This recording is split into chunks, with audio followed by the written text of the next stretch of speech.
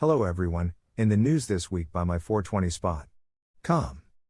The U.S. House of Representatives on Monday approved a bill to protect banks that service state legal marijuana businesses from being penalized by federal regulators.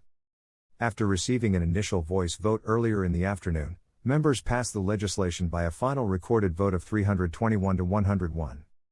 The legislation, which was reintroduced by Representative Ed Perlmutter, DCO, and a long bipartisan list of co-sponsors last month, was taken up under a process known as suspension of the rules, which does not allow for amendments and requires a two-thirds supermajority to pass.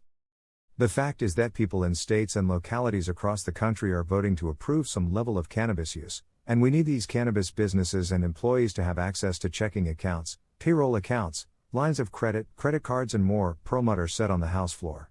This will improve transparency and accountability, and help law enforcement root out illegal transactions to prevent tax evasion, money laundering and other white-collar crime.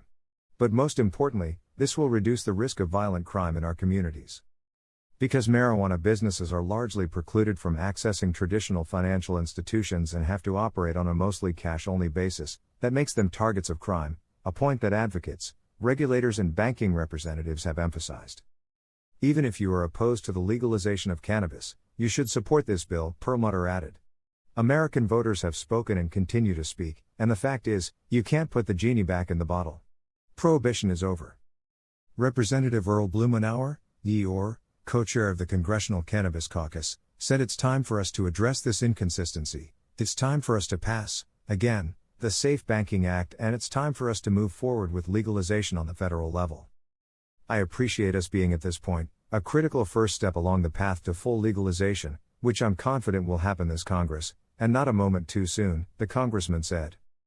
Representative Patrick McHenry, RNC, spoke in opposition to the legislation, stating that regardless of your position on this bill, I do think the fact remains that cannabis is a prohibited substance under Schedule I of the Controlled Substances Act, and let me further state, by enacting this legislation, we're effectively kneecapping law enforcement and legalizing money laundering.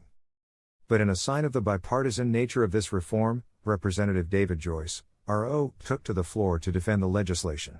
He said, "I'm proud to help lead this common sense and overdue effort. At a time when small businesses are just beginning to recover from the economic destruction caused by COVID-19, the federal government should be supporting them, not standing in their way," he said. McHenry was the only lawmaker to rise against the bill on the floor, yielding all additional opposition time to other Republican members who actually spoke in support of it.